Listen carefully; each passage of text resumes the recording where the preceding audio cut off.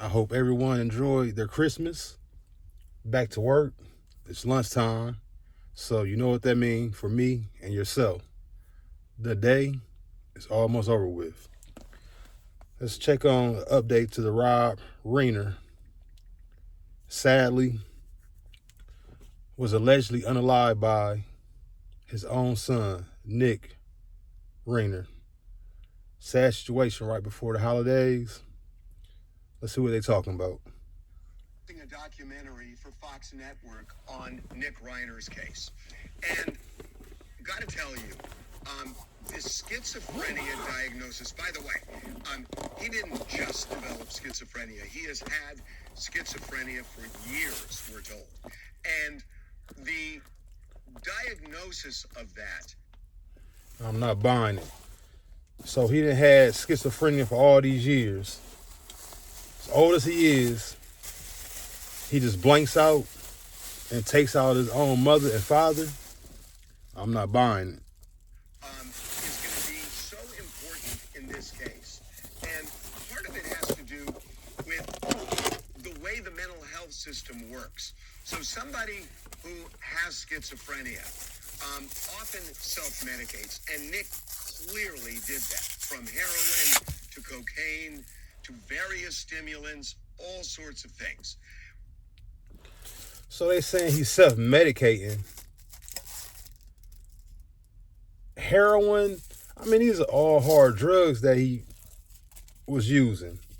It sounds like to me, and it's just my opinion, sound like a lot of excuses were being made for this Nick Reiner. A lot of excuses. It seems like his mother and father tried to get him help.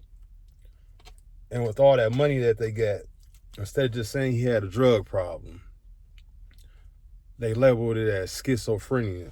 That's why he was addicted to the drugs that he was on. It sounds like a lot of excuses was made for Nick during his lifetime. If you got a drug problem, just got a drug problem. Admit it and accept it for what it is. Them drugs, sounds like to me, drop a comment below. Let me know what y'all think.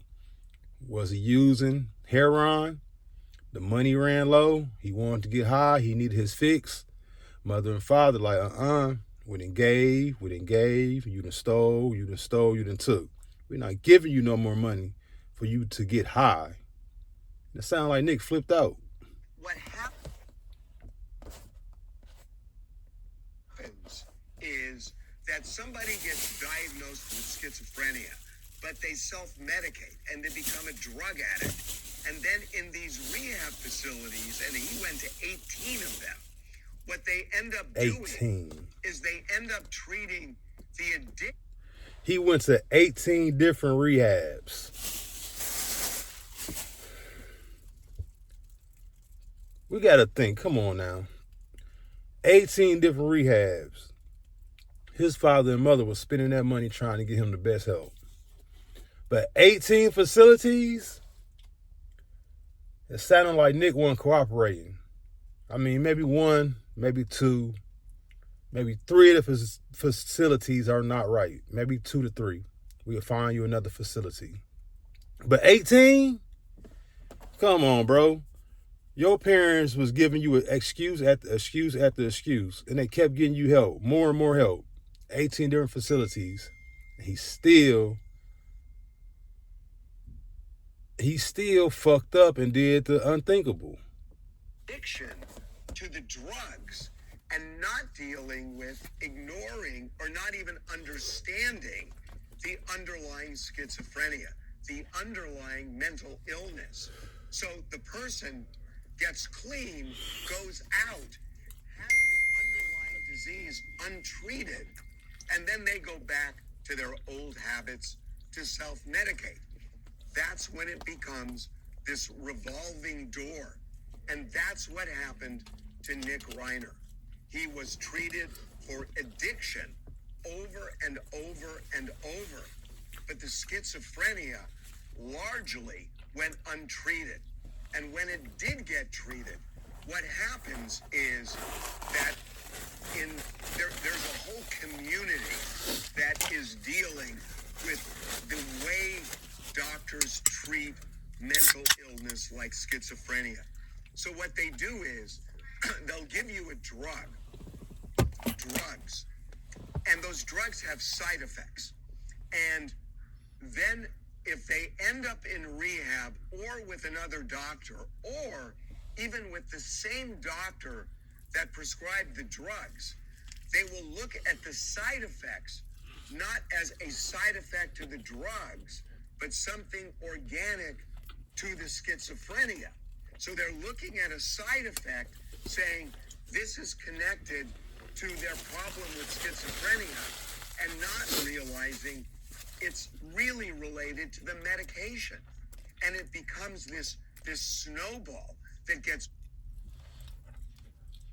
Sound like to me, the doctors were more concerned about the father's checkbook than anything else.